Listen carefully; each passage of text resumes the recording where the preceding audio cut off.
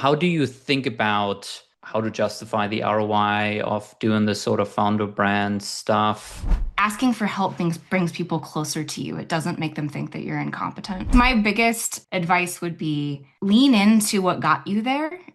You don't have to have all the answers.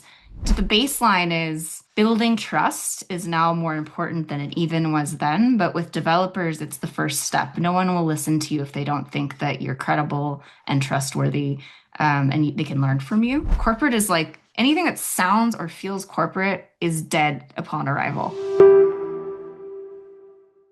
All right, before we dive in, you're listening to the Executive Brand Podcast with me, your host, Thormeier.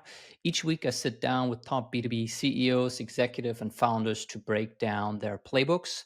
If you've not yet, it would really help if you subscribe or follow the show because it helps us get on better guests and create better content for you guys.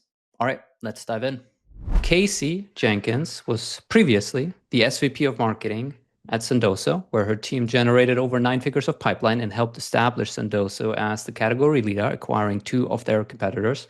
She was VP Marketing at Sourcegraph, where she helped grow revenue 4x year over year, and VP Marketing at Fastly, where she helped take the company from a Series A to 200 million in ARR and a successful IPO.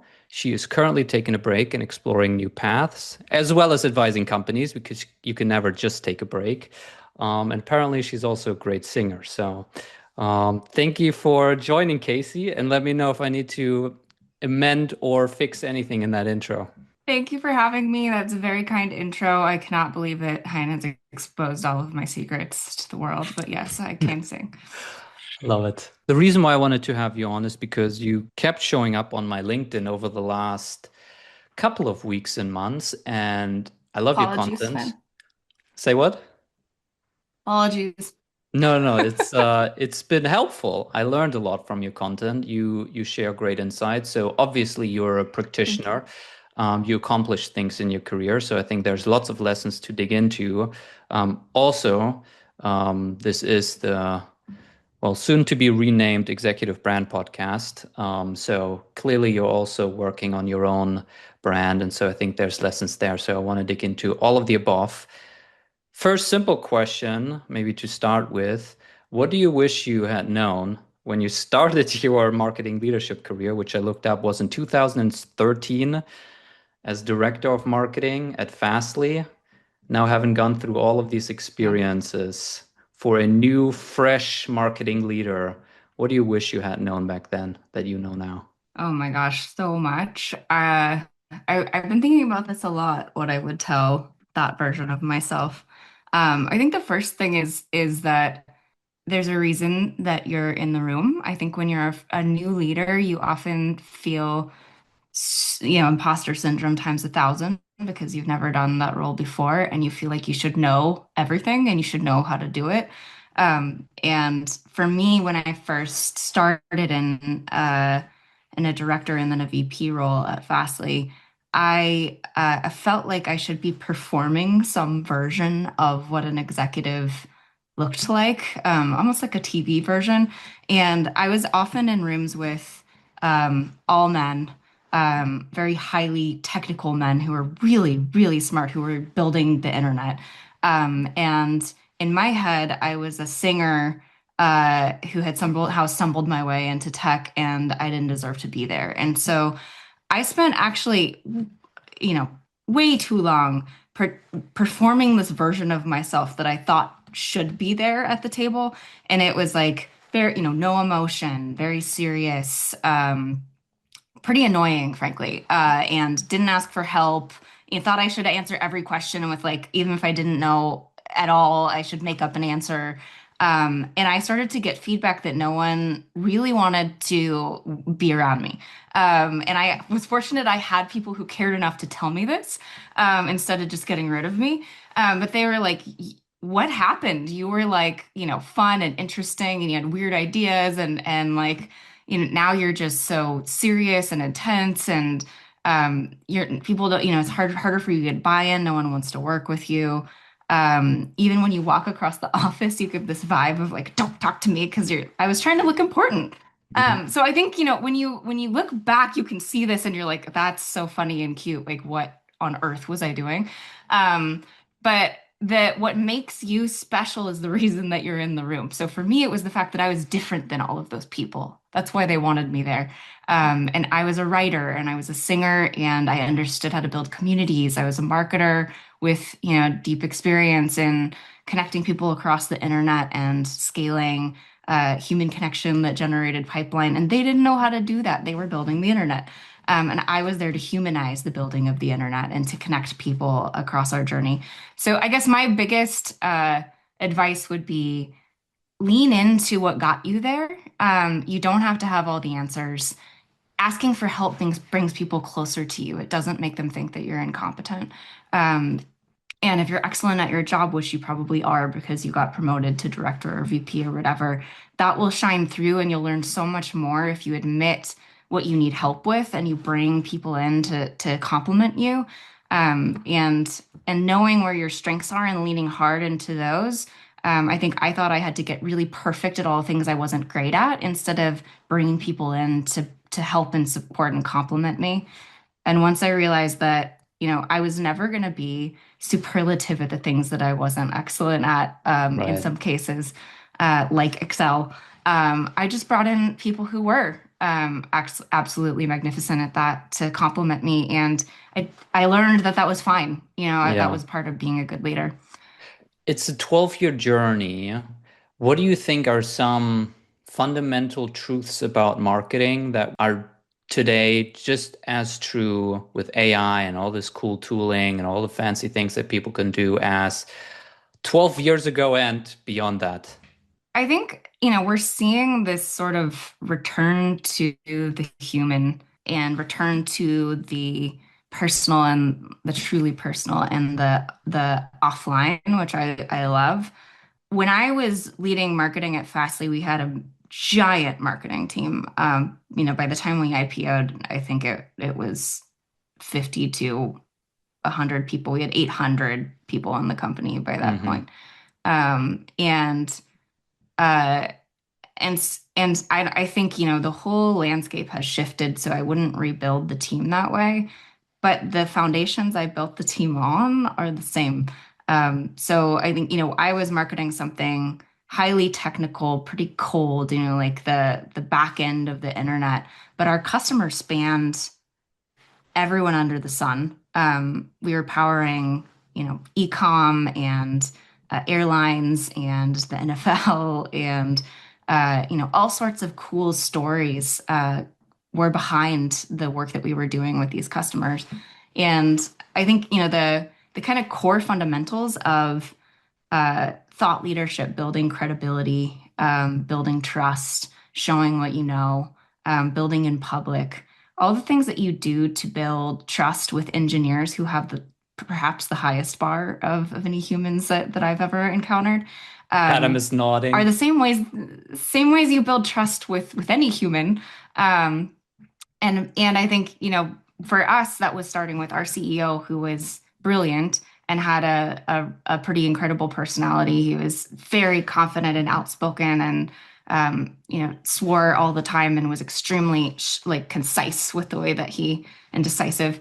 And we leaned hard into that because that was the how we were going to build our brand. Fastly was part of him. He had a giant red beard, and so we went hard into the red for our branding, and we became quirky and funny, and our brand was born out of him.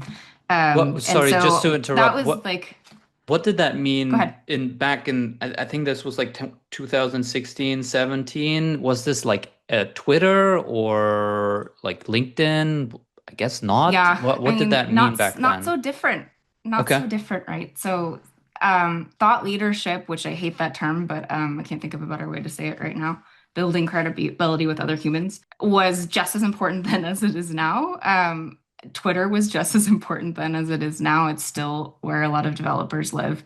And so for us, it was heavy on Twitter, heavy on writing, technical writing, for developers, showing that you actually understand problems and are solving the same challenges that they're thinking about is really, really important. Our documentation was even very important. I think now we're seeing that become more interactive, but Hmm. when I was doing it, it was pretty static. Um, and YouTube video showing our people, showing our CEO and Hmm. our subject matter experts their faces.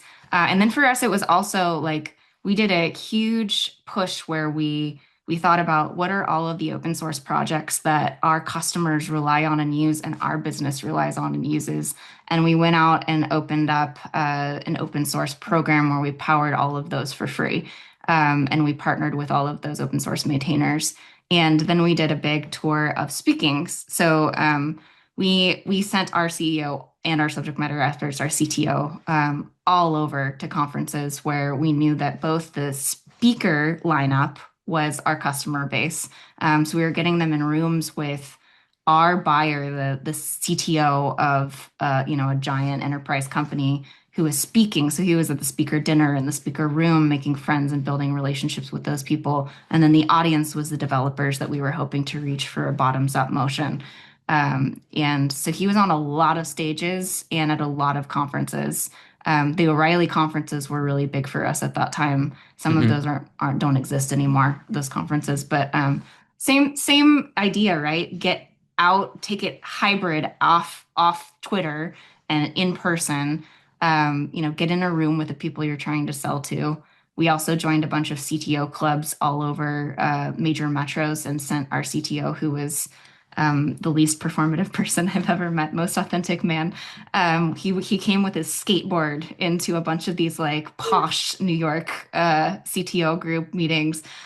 Just rolled up like in the building, and security was like, "This guy's not supposed to be here."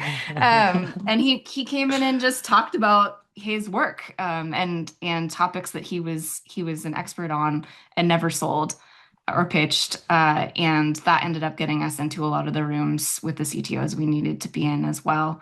So I think, the baseline is building trust is now more important than it even was then. But with developers, it's the first step. No one will listen to you if they don't think that you're credible and trustworthy, and they can learn from you. Yeah. And so that's where we started. So I want to double click on this just because that's what this podcast is mostly about. You were doing found a brand before it was cool, I guess. Um, I think that's true. it's like a hot term now. Now everyone thinks about Yep. it, almost like as a must. I don't think back then. What have you learned about how to work with a founder, with the CEO, with the CTO you also mentioned there? What's the right way to collaborate? How to support them while still let them be themselves? What have you found works in terms of supporting them? I think not every founder is going to want to do this. If you don't have a founder who is willing to do it or willing to learn how to do it, you're at a disadvantage, is my personal viewpoint. There are going to be other subject matter experts, and I believe in building a bench. So it's not just your CEO by themselves, of subject matter experts who can reach different personas that you're selling into in a buying committee. But there is going to be no one who can match the conviction that your CEO brings into a room because they built the company, and it's their passion that's driving everything. So for me, I have never personally worked with CEO who wouldn't do this. But I talk to a lot of people who say my CEO doesn't think this is important or doesn't want to do it or wants to outsource the whole thing to someone else. And what I would say to that is, like in the beginning, uh, ask them about their activities and what they're doing every day. Most CEOs are prioritizing speaking to customers, so they have at least a few customer calls. If they're not doing that, they're not a good CEO. But they should be directly interfacing with customers. Doing thought leadership on Twitter, on LinkedIn, wherever your customers live. Most of them live in some form on LinkedIn as well. Um, and for developer marketing, this involves like actually meeting your customers in person at, engineering dinners and meetups and CTO groups and that kind of stuff. It's the same thing. It's just more powerful than getting on a Zoom call with your customer every quarter. And I can't think of anything more important for a CEO to be doing than to have their finger on the pulse of what are people saying on Twitter, what are they commenting about and reacting to, what topics can I put out there that people engage with, on an outsized, level. And so there's like traction behind those topics, and we know that we can work them into, more different types of formats and content and talks, and videos and building relationships. So I think, like founder thought leadership is not just about one way writing, it's about building a flywheel. So for founders, I like to start with that. Like, this is the most important thing you can be doing. And the outcome needs to be that you build relationships with our ideal customer profile, with people who are buyers. You serve as an exec sponsor who can unblock our deals, because you have so many relationships because you've been doing this consistently. And you're helping us to warm up our market so that all of our other channels perform better. And so I start there. Every CEO is going to have a different way they want to do this. And you kind of have to go through and try with them if they've never done it before. A lot of CEOs like to transcribe like audio because they're busy all the time. So they'll do it in the car, they'll do it on a walk or on a workout, like on the treadmill, and then use AI to translate that into text and parse it. I'm a big fan of using something like Granola, which is my favorite, to transcribe all of the meetings that a CEO does throughout a day, and then use the smart, interface to actually mine it for like, what are the patterns we're seeing across these? What are the trends we're seeing across these? Um, what are things that where we see like an emotional reaction, from a customer call, or they are saying the same thing across meetings, and so that's something personal to them that might be a good talking point. I do this as well. So I record everything. I keep it in Granola and I mine it. And I do the same when I attend events in person. I take notes and I feed that in as well so that I have kind of a running database of things I am passionate about, things other people are passionate about, patterns that surface repeatedly in our market, and things that are like becoming trendy. And so I think that makes it easier if you have sort of a one source of truth repository and everything is feeding in there. I've also, with Artur, we did calls once a week where we would just have a brain dump. What's going on in your week? What really pissed you off? A lot of things pissed him off. He was very passionate and very smart, and very opinionated, which was awesome. And so we would just like write down, like what's annoying, what do you think is going, needs to be changed or is going wrong? What are we hearing in customer calls that we think shouldn't be happening to them, and we need to be a force of change.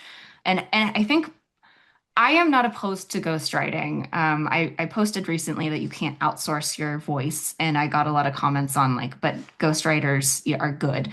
I think there's a lot of CEOs who don't know how to write. But if I had taken Artur's voice, which is, the way he communicated was in 2 sentences max, and I had put it in mine, or I had tried to polish it or make it, more formal or more executive-y, everyone would have known because that's not the way he showed up in person. And I think my opinion is it's great to have a thought partner. So a lot of CEOs work with people like Alec Paul who sit with them and help them sift through, all of their calls and all of their thoughts and help coach on hooks and like how do you get people's attention, because that's a skill. Yeah. But I don't think you can get better at it, and I don't think you can connect with your buyers and forge relationships if you don't have your head in the game and you're not actually connecting. So if you're outsourcing, you're writing and you're posting, and someone else just like talks to you and then goes and posts all of that stuff and writes it, and even in some cases does the comments, no one's ever talking to you and you're not building those relationships. So like there's a hole there where the CEO should own those relationships, should be on text, with those people eventually. And when, the AE raises a hand and says, "Hey, this deal's stuck," you should be able to go unstick it. But if your ghostwriter's doing all of that, it breaks. And you should be the one that's sending connection requests and going, "Hey, I'd love to get on a call and, get feedback from you, or talk shop with you." So that you're the face that people are forging that relationship with. That's what drives pipeline ultimately. So I think, I do a lot of coaching with CEOs around how do you make this a practice, a habit, a routine that works for the way that you operate so it doesn't feel like a burden. And it works in with all of your calls and, your day to day, and you spend a certain amount of time, I think at least 30 minutes to an hour a day, like thinking about what have I learned today in all of my calls and my in-person meetings at the dinners I attended. What it would be good for me to write about, writing, like actually, tumbling around those thoughts and writing it down. Right. Alec calls it bleeding on the page. I think that's a Stephen King quote. I'm not sure. And then like, you should be working a list of like, who are we trying to connect with, and commenting and connecting with those people. That's a huge, perhaps the most important part of the job. Yeah. And then I track that. So I like to have a dashboard where I call it loving, but we gamify this. Most CEOs are very competitive. They do not like to be the lowest on the dashboard. And so if you set up a bench of subject matter experts and you track how many connections do we have with our ICP in these target accounts and the ABM accounts we're targeting, how many has this CEO connected with, the CRO connected it with, CTO, whoever we're putting on our bench. How much pipeline, how many meetings have come through the DMs of each of these people. You'll start to see a change, at least I have, because they don't want to be like in front of the whole company and the lowest rung on the board. And then you celebrate, like huge celebration for everyone who does this well, because it actually, you can start to see, in multi-touch attribution, in when you're looking at correlative, like for me, from the beginning of starting this to the end, it had a rising tide effect on all of my other channels. Outbound started to perform better because it was warmer when they went in. Our ads, when we stacked paid on top of this and started using, our CEO's actual tweets as ads, that started to perform better and convert better. Screenshots. Yeah. Yeah. I think that still works, actually. Yeah. I think always a person and a real tweet or a real LinkedIn post performs better for me than any creative that's manufactured. This organic, right? People don't want to feel like they're being advertised to. But yeah, I think these are the fundamentals that still are super important. This has not changed. Yep. A random off topic, just because you mentioned Granola. Kyle Lacey had him on recently. He also mentioned Granola. I use Fathom. Do I need to switch? It's really up to you. It's like whatever you like. Have you tried Fathom?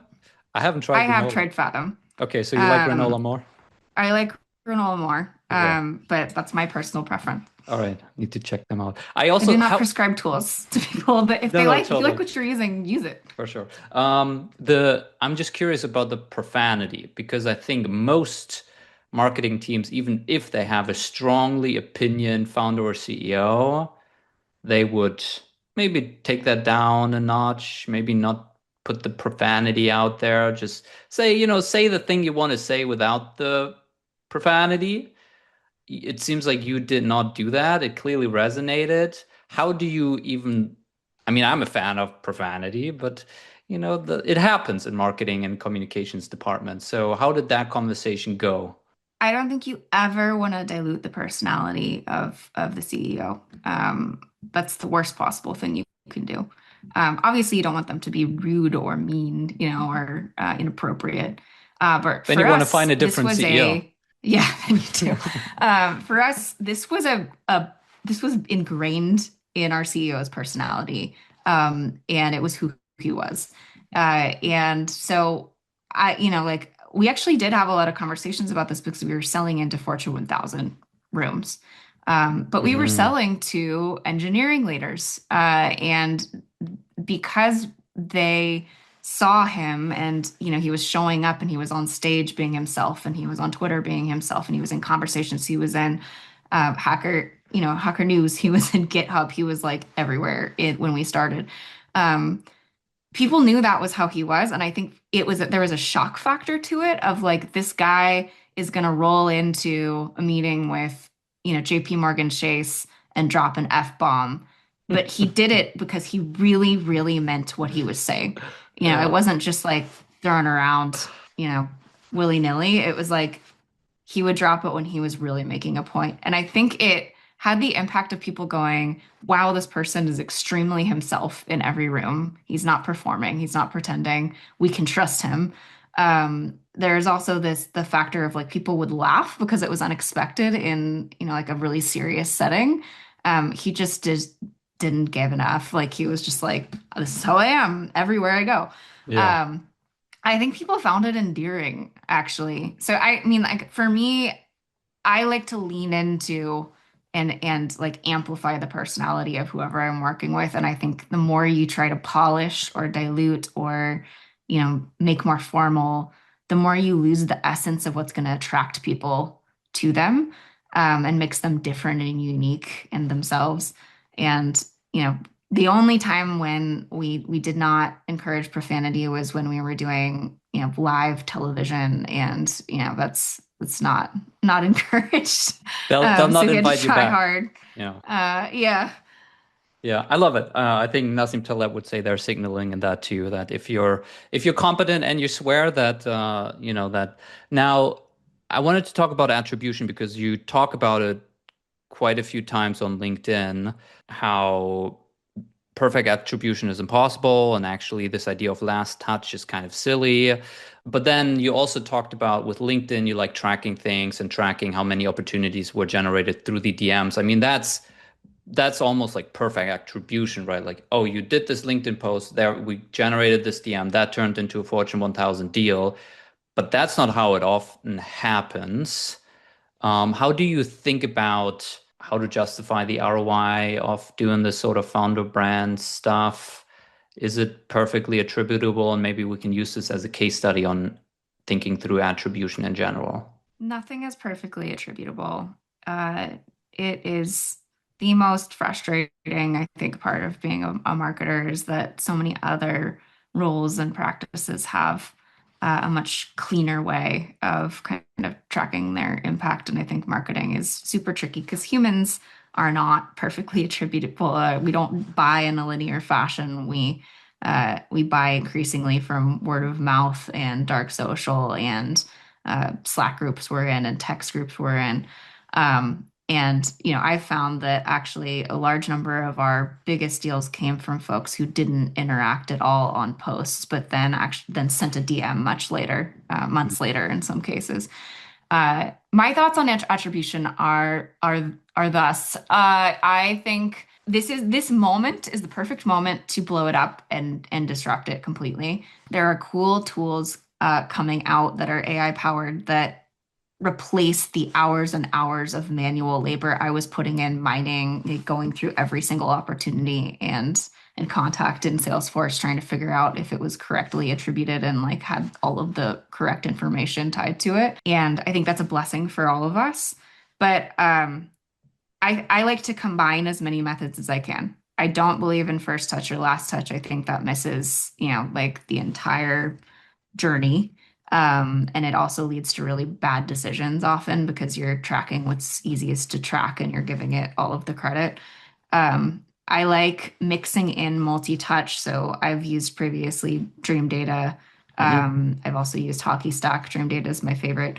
And then there are, what they're calling forensic deal analysis tools like Upside coming out, which I think are very, very cool. You plug it into your CRM and it does all of the detective work for you and kind of connects all of the dots, and Interesting. catches, if an SDR hasn't or an AE hasn't attached something to an opportunity or they've closed it and reopened it, it'll catch the nuances that a human usually would be needed to tie together. And then there's stuff like Paramark that does, more like Mhm. expansive, like holistic, includes correlative. And I like to combine as many as I can, so that we're looking at, over time, from starting something like thought leadership. Am I seeing that other channels are performing differently or better? Am I seeing that conversion rates have gone up? Am I seeing that the things that I would expect, to see go better are going better? Um, from a tracking standpoint, I think, I don't know a better way to do this yet. But, if you're creating a flywheel to generate pipeline through LinkedIn or Twitter, you're going to have to manually input a lot of that into your CRM right now. That'll probably change soon, but I was driving hundreds of thousands of dollars of pipeline through my own DMs at Sendoso in my last role, and I was entering all of those. There's a field we created for like this opportunity came through Kacie's DMs, came through Chris's DMs, the CEO. Yep. And so we could actually stack rank and create that dashboard that we needed to create and tie it back. I am not, I think, looking at engagement is important to kind of gauge like, if I posted this or I tweeted this, did it go viral? Did a whole bunch of people respond to this, or was the reaction really, like strong to a certain topic or story, so that we can learn from that and use it across the rest of our marketing. But I think the most interesting stats are around, like are these being shared? Are they being sent? Is someone sending this to their team? The ones we can track on the back end. I love that LinkedIn implemented, Yep. Deeper engagement measures that kind of show you quality. And yeah, I think, you have to understand that you're not always going to see how many people are actually like paying attention to what you're saying. And so for me, I actually time boxed, like, we're going to do this for a quarter. We're going to do thought leadership for a quarter. Because, eyebrows were kind of raised in the beginning. Everywhere I've ever gone, people have questions around like, why would we spend so much time on this? So it's like, give me a quarter. Let's consistently invest in this and show up. And let's mix posting with commenting. Let's mix that with DM connections. I think you need to be sending out at least 12 connection requests a day to your ACP to build your audience and forge those connections. I don't recommend automating that because it can get weird and go wrong. Mm-hmm. For us, everyone who submitted a demo request in my last role, I would connect with personally. And that's one of the ways that I built my own personal network and curated it for the market that I was selling into. And those would lead to calls where I would just say, hey, like, if you ever want to talk shop, like person to person, I love doing that. I had hundreds and hundreds of those calls where it was just like this, like sitting down going like, what are you trying to solve? What am I trying to solve? We're wrestling with the same problems. And those turned into deals. Sometimes not immediately, sometimes over many months or next year when that person went to a different company or got promoted or got new budget. And so we were able to track using Dreamdata and manual tracking across LinkedIn and looking at the correlative effect of like, wow, our outbound is really popping off all of a sudden. And our ads were I actually almost pulled all of my budget out of paid. And then when we got to a certain point with organic, stacking paid started to work way better because we were feeding it with organic posts and organic content that was doing really well. Right. And so we saw like a 50% increase in the performance of our paid. But it took a while. So if I hadn't given myself a few months to get there, we would have pulled the plug really fast. Yeah. So I think it's a picture you have to build, and you have to give yourself enough time for it to start to pay off. So you can be like, even one enterprise deal that comes through someone's DMs is enough to go, wow, okay, this is working. These people are paying attention. And I think once you start tying it to like, oh, this topic did really well, let's do a webinar on it.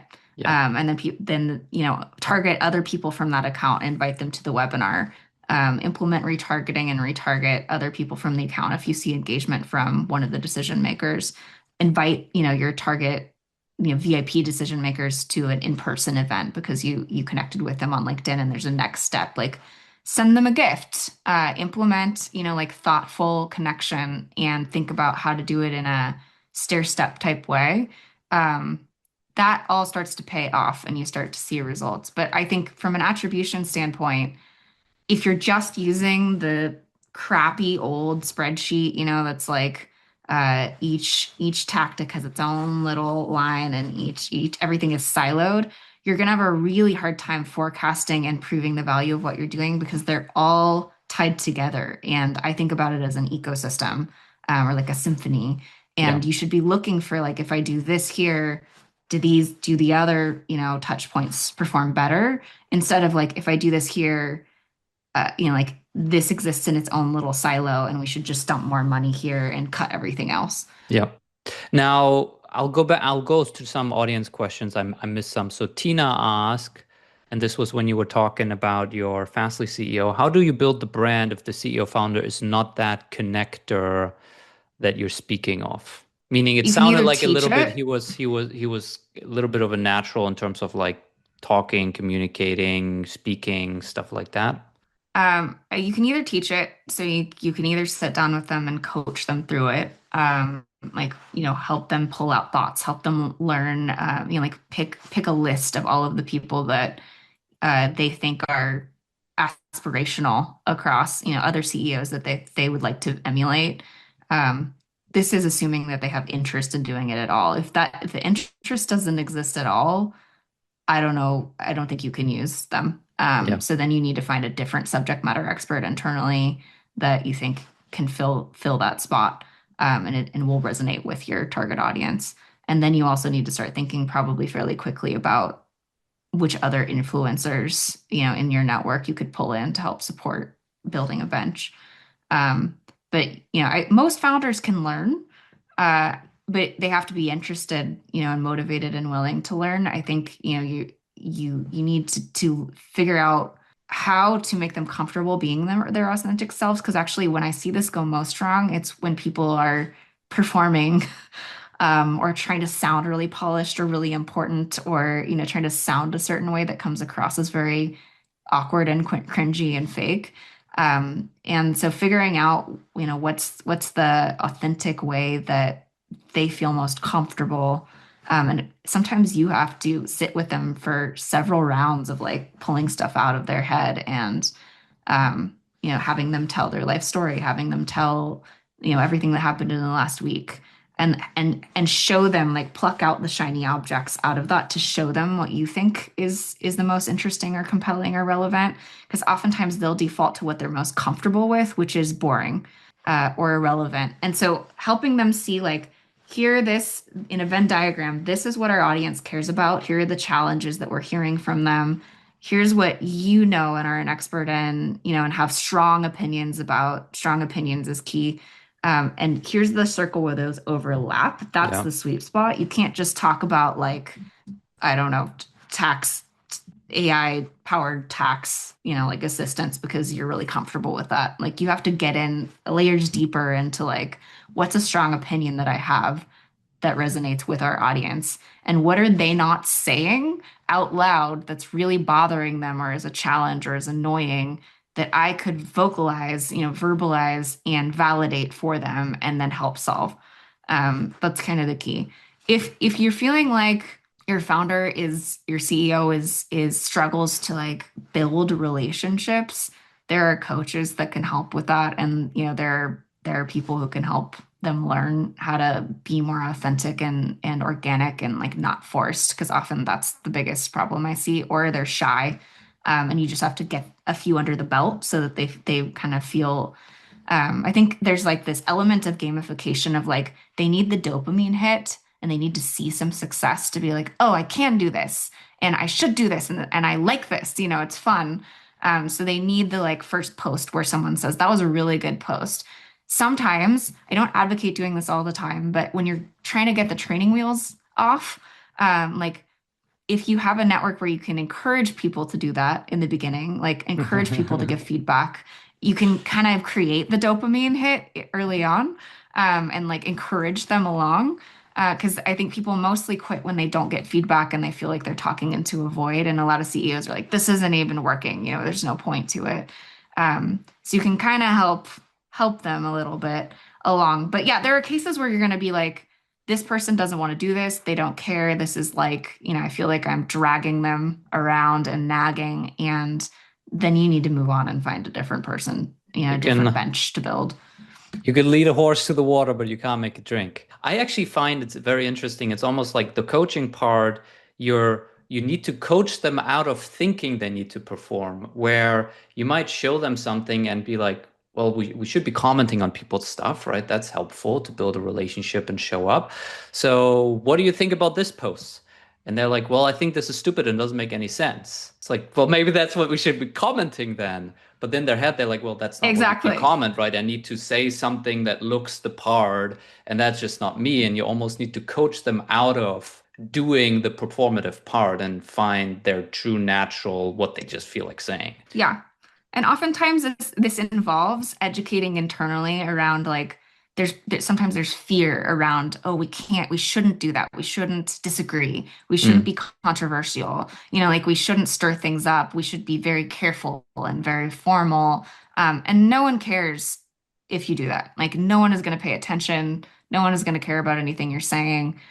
So you need to kind of like educate internally and show examples and show like this is what works and here are some companies we admire, CEOs we admire, brands we admire. Here's how they're doing this. Here's our version of this. Here's how we're going to tell our story. Here's how we're going to show up, and get people more comfortable with showing up in a very authentic way that's not like doesn't have all of the raw authenticity like rubbed out because yeah. you're trying to be corporate. Corporate is like anything that sounds or feels corporate is dead upon arrival. It's like the worst possible approach. Yeah. All right. I'm gonna do your question first, Emily, and then Adam, I'm gonna ask your question. By the way, I do think we almost need to schedule a follow-up because there's no way I'll be able to cover everything I wanted to ask you about. But we'll go with the We could do audience follow question. up. Emily said, can we talk a little bit about how you're applying the lessons that you learned from building your founder's brand to how you're now building your own brand? Yeah. I I have gone from like a handful of followers to over 12,000 in a little over a year. Wow. And when I started, this is so funny because when I started, I felt all the same things. I felt like, oh, who am I to say, anything publicly online? This is very scary. I don't think anyone cares about what I have to say. And I kind of built myself a personal board of advisors who would push me that were already very good at this. And so I had, Katie Penner on my team who was exceptional at this already, kind of as a accountability buddy, Hmm. and Brandon Hofford, who is now a friend Of course, yeah. who I worked with at Sendoso, and some other folks. So I had like a group of people pushing me when I was scared, and lightly threatening me in the way I actually advocate for with CEOs. Like if you don't do this, we're gonna post an embarrassing post about you that you're not gonna like. That was funny. It wasn't like inappropriate or terrible. It was just like we're gonna do something that you don't particularly want us to do if you don't consistently do this. I needed that in the beginning because I had all the same feelings of like, no one's Mm, listening to this. This is stupid. I don't know what I'm doing. But in my experience, once I realized that I could help people through what I was doing, and I wasn't just talking at people for my own gain, that's when it changed for me. mm, So sometimes that lens is helpful for CEOs who feel all of those same things, like I don't have anything to say and this is embarrassing. The lens of, the classic developer lens of like build in public, help other people, share the landmines that you have already been through and help other people avoid them. And put a hand back and help pull other people up behind you because you've been through all these things that they haven't. So once I heard even just a couple people saying, "Oh, that was helpful. I didn't know that," I realized like, oh, a lot of the things that I've been through are useful. And so I could help people this way. And that became way more fun for me. And I'd use all these practices. So I record. I left my last role 6 months ago. I have had at least 100 meetings. I do a lot of meeting with people and talking through ideas and building relationships just in general. And I do that online and offline, but I record everything, that I do, and it's just for my own personal like thinking process. And then I will, mine through that with Claude and have it help me look at patterns. I was doing a lot of interviews, so I was like looking through the things that I was saying about my personal story and mm. pulling little pieces out of that. Also helped me get better at interviewing. So fun tip, like if you're doing it, record it and then have Claude help you become better at telling your story and talking about the threads through your career. I do connection requests every day. So like I follow everything that I've been talking about. I connect with a certain amount of people, at least 12 a day. I look through my comments and pull ideas out of them. I go through and comment on, at least 10 posts a day as much as possible. And like I wouldn't do it by the numbers. I'm hesitant to say like you need to do this at 10 posts a day. You should do it on posts that spark an idea, or like Yeah. make you feel a certain way or you have something to add. Oftentimes I will comment and like offer my thoughts or like it sparks something for me and then people will interact with my comment and I'll pull that out and make it into a new post because it was like interesting enough to write something else about. Um, I'm a writer, so I will preface this by saying, like, I majored in English. I love to write. I am a nerd. Like, I love words. I've read over 100 books this year. Like, so for me, this is fun. For a lot of people, it's not as fun. And so you have to figure out what's the process for you that feels like fun. And it's going to be different for every person. I think using AI as a thought partner and using other people as a thought partner is really helpful.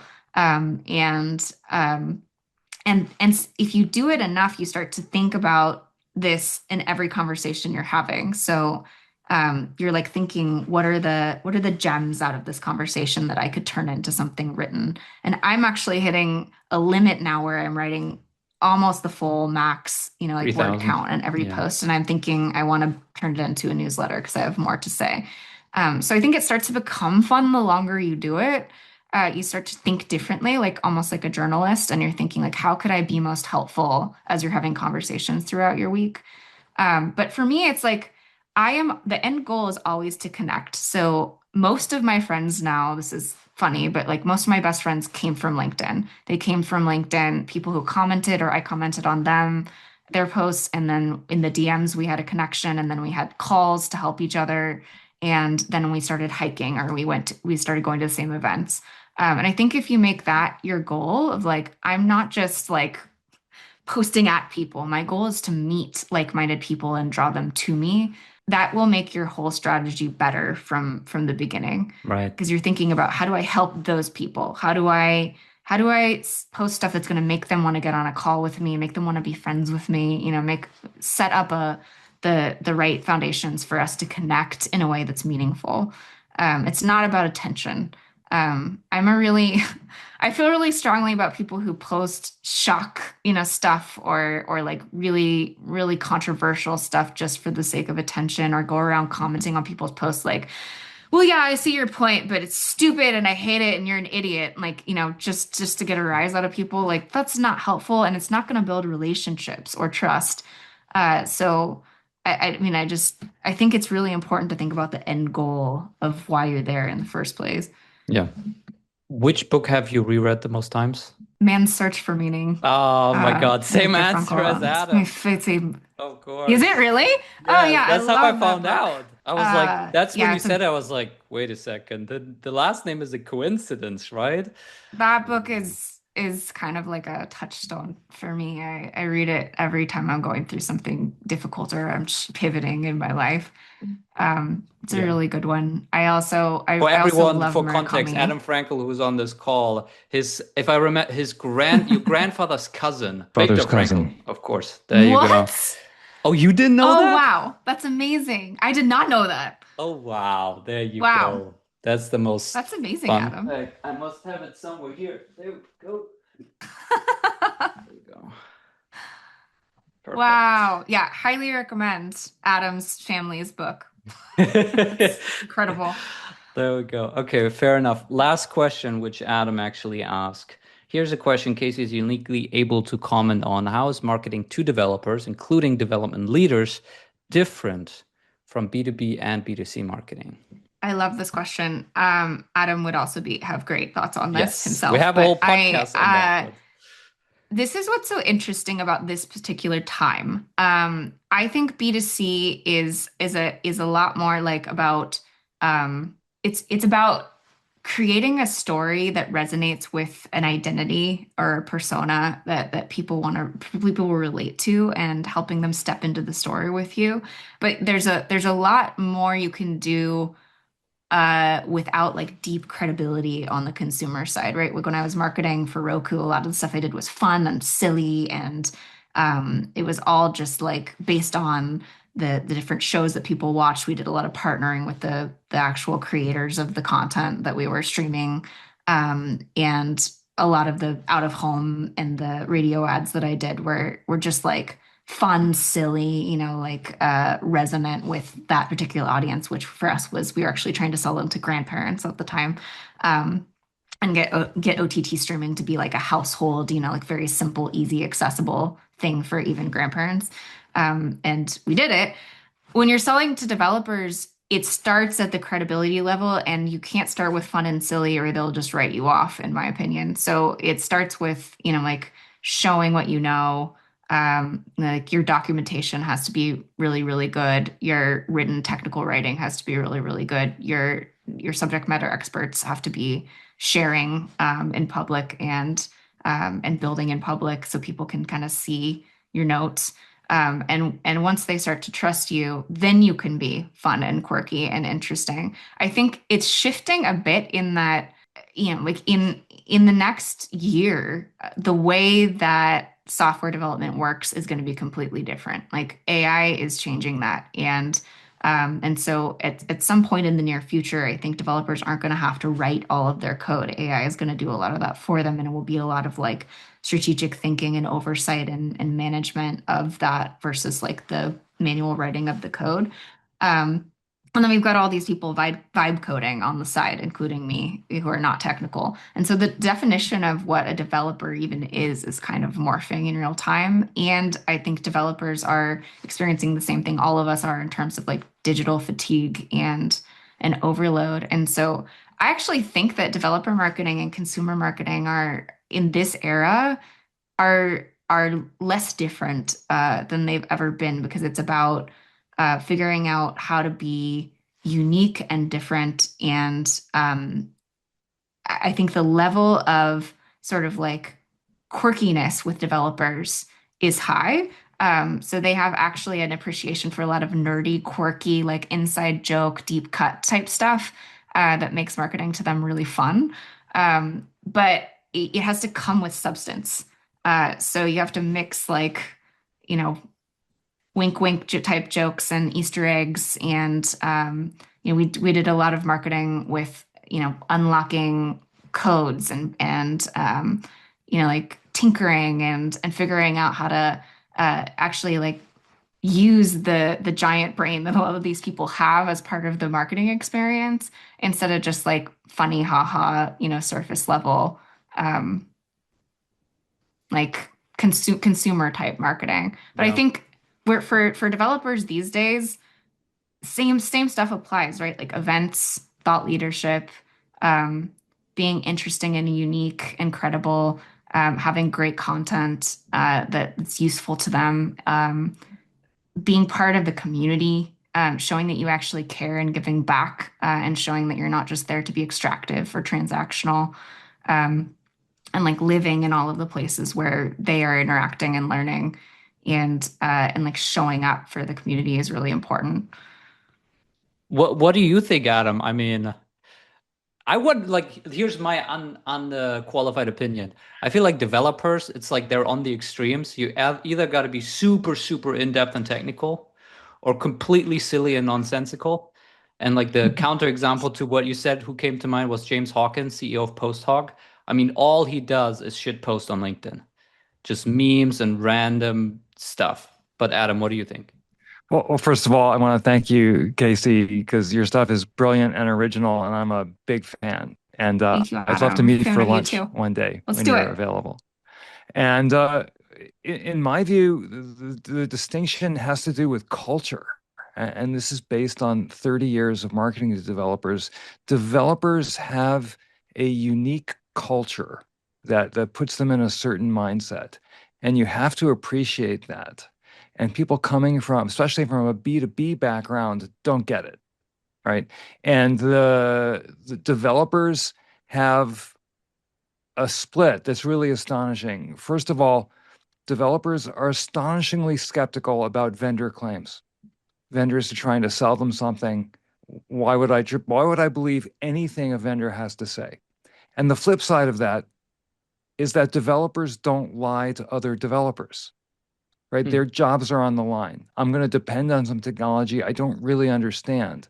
So I need to trust my peers and my colleagues, right? So, and they need to trust me. And in order to make that trust work, I can never lie, right? It's You can't like ever there's a magic spell on them. misrepresent something. You can't misrepresent it. You can't But fudge it the also means numbers. as a vendor, you can just assume no one's going to believe you. But if one of your users says the exact same thing, then it's true. That's true. So I think there's no a lot proof of like social proof. question about, if you say anything anywhere, they're going to want to see the how immediately. They don't care about, Source proof. Yep. Yeah. Awesome. This was fun. We're right on time. Thank you, Kacie. This was awesome. I enjoyed that little interactive part at the end. If anyone joined late, this is going to go out on the podcast and all the good stuff later on. And that's it. Thank you, Kacie. Thank you, Adam. And thank you, everyone, for joining. Kian, I'm sorry we didn't get to singing. All right, this podcast is brought to you by Project 33.